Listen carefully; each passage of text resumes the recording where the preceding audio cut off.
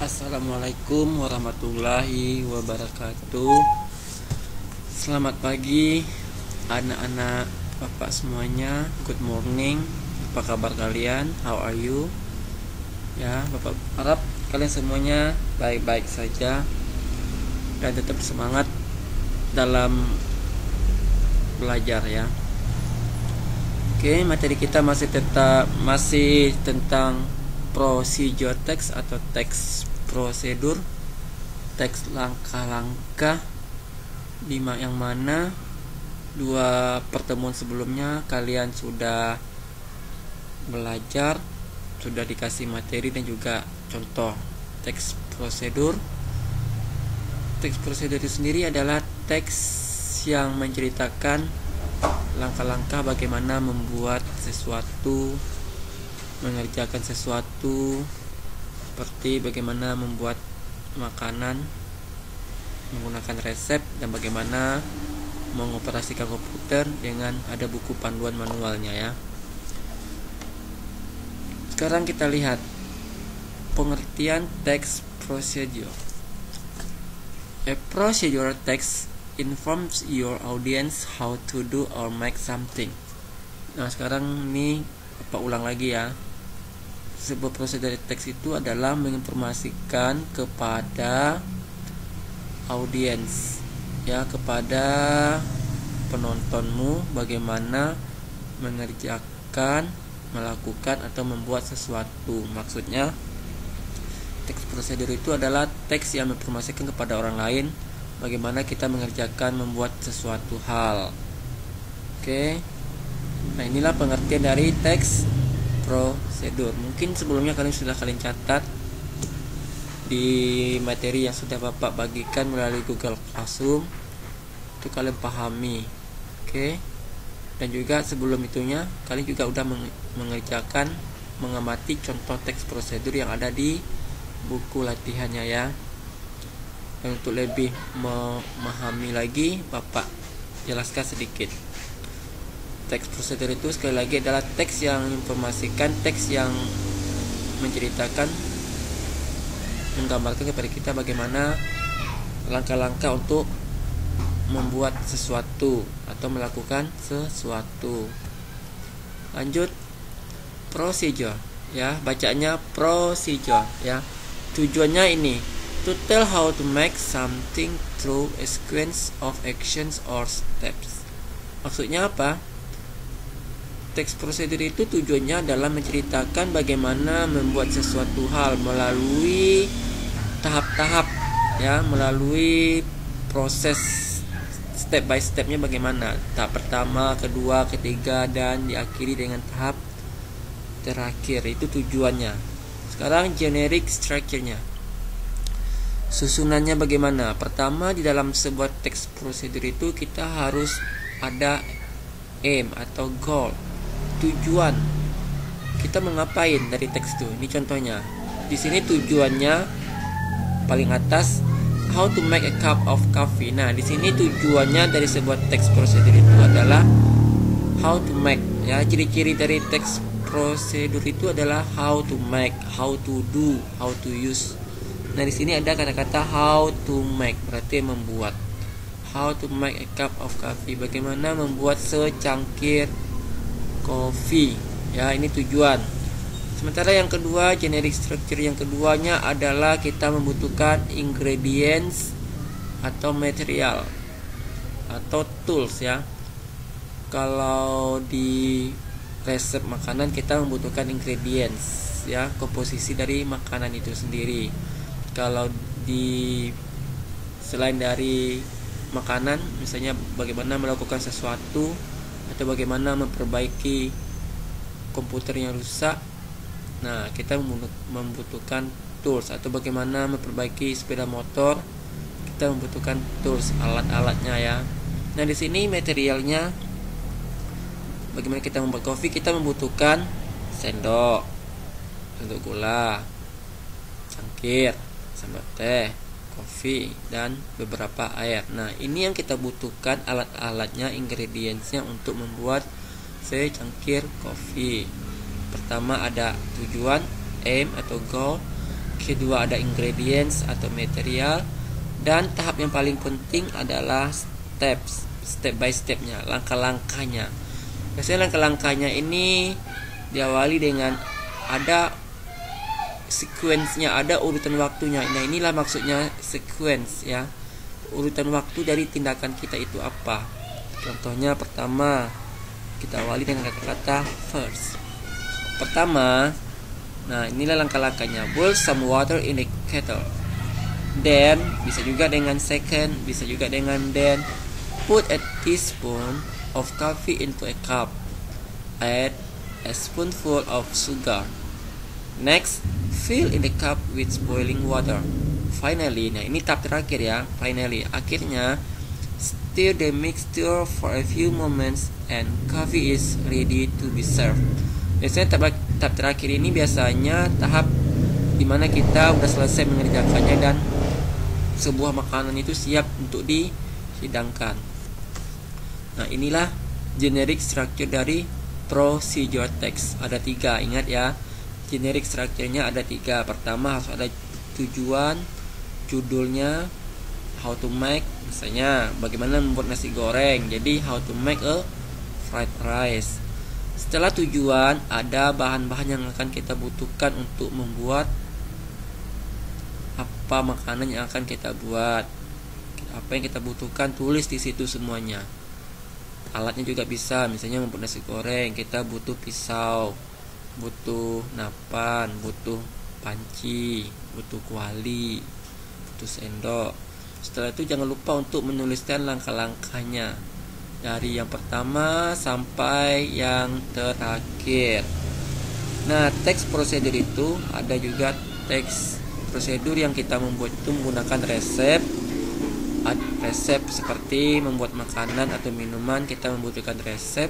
Mungkin kalian bisa cari di Google berbagai macam aneka resep makanan atau minuman. Yang kedua, manual ya. Contohnya manual book, buku panduan. Misalnya kalian beli kipas angin atau beli antena TV atau beli blender. Nah, di situ ada buku panduannya yang bisa kalian pakai sebagai panduan kalian dalam menggunakan barang elektronik tersebut. Ingat, ada resep kita pakai untuk makanan atau minuman, dan buku panduan biasa kita pakai untuk barang-barang seperti elektronik yang selain dari membuat makanan atau minuman. Dah, Pak ulang sekali lagi. Prosedur teks itu tujuannya adalah menceritakan how to make, bagaimana membuat, how to do, bagaimana melakukan, how to use, bagaimana menggunakan, how to operate, bagaimana mengoperasikan something, sesuatu hal, through, melalui a sequence of actions, melalui urutan-urutan waktu yang tersusun dengan rapi atau langkah-langkahnya. Tahap pertama, tahap kedua, jangan terbolak-balik ya. Ingat ya, harus sesuai dengan prosedurnya. Yang pertama yaitulah yang pertama. Jangan sampai kalian tahap terakhir kalian taruh di tahap pertama, nanti akan fatal akibatnya. Oke. Nah, ini satu lagi ada contohnya, Bapak kasih lihat how to make easy fried rice. Nah, tadi generic structure-nya ada berapa? Ada 3. 1, 2, 3. Yang pertama, how to make easy fried rice, ini disebut aim atau goal, tujuan. Tahap kedua ada ini 3 cups cooked rice, 2 TBS same oil. Nah, yang dua ini termasuk ke dalam ingredients atau material. Yang ketiga, instructions. Nah, sini petunjuk-petunjuknya ada 1, 2, 3 langkah-langkah yang harus kita kerjakan sehingga terciptalah sebuah nasi goreng yang enak dan lezat. Ada instruksi. Nah, ini disebut dengan steps ya. Tahap-tahapnya. Next, di sini how to make. Berarti kita menggunakan resep ya. Satu lagi contohnya ada example-nya how to use kamera. Nah, di sini berarti kita menggunakan manual books ya, buku panduan. How to use kamera ini disebut dengan title ya. Kalau di manualnya, bukan di resep, Nah, kita disebut di sini judulnya ini title ya, bukan goal juga bisa. Tujuan kita menggunakan kamera. Yang kedua ada unit. Nah, di sini digital kamera, di sini tools ya. Tepatnya kita sebut di sini tools. Alat-alatnya apa aja? Nggak mungkin di sini ingredients karena ini bukan berupa makanan. Oke, tahap ketiga ada generic structure-nya steps, langkah-langkah. Nah, kalian baca langkah-langkahnya ada berapa? 3, 5 langkah-langkah. Bagaimana untuk memperbaiki kamera? Langkah pertama, kedua, ketiga, keempat, kelima. Jangan terbolak-balik. Jangan tahap terakhir kalian taruh di tahap pertama. Oke, demikian sedikit penjelasan tentang prosedur teks. Dapat kita simpulkan, teks prosedur itu adalah teks yang menceritakan bagaimana how membuat sesuatu, how to make, how to do, how to use dengan langkah-langkah yang benar dan tepat dan tersusun dengan baik. Generic structure-nya ada 3. Pertama ada aim, goal atau title. Yang kedua ada material, ingredients atau tools. Yang ketiga ada langkah-langkahnya, steps ya, jangan lupa. Nah, demikianlah penjelasan singkat teks prosedur yang sebelumnya sudah kalian catat, kalian ringkas. Semoga kalian bisa memahaminya dengan melihat catatan. Dan sekarang Bapak akan kasih tugas individu. Bapak akan jelaskan sedikit tentang tugasnya. Kalian baca ketentuannya. Sebelum mengerjakan tugas praktek tentang teks prosedur, pahami baik-baik ketentuan berikut ini. Pertama, praktekkanlah satu teks prosedur sesuai instruksi yang ditulis di slide berikutnya. Nanti kalian di rumah buat sebuah teks prosedur, kalian praktekkan langsung dengan cara nantinya tahap-tahapnya nanti kalian fotokan, dan masing-masing foto itu nanti kalian buat keterangannya, kalian edit fotonya itu, kalian tambahin tahap-tahapnya. Yang kedua, tugas praktek dibuat secara individu atau perorangan. Ingatnya tidak ada kelompok karena kalian tetap belajar dari rumah, jaga jarak dan tidak boleh kemana-mana. Jadi tugasnya secara individu. Boleh dibantu dengan anggota keluarga, orang tua, teman, tetangga, atau kakak atau adik. Yang ketiga, tugas prakteknya difotokan. Difotokan mulai dari tahap awal kalian mengerjakannya sampai tahap akhir dengan membuat keterangan di foto tersebut. Paham maksudnya? Seperti ini. Pertama, kalian misalnya membuat nasi goreng. Pertama yang kalian foto itu, foto dulu diri kalian. Kalian foto dulu diri kalian.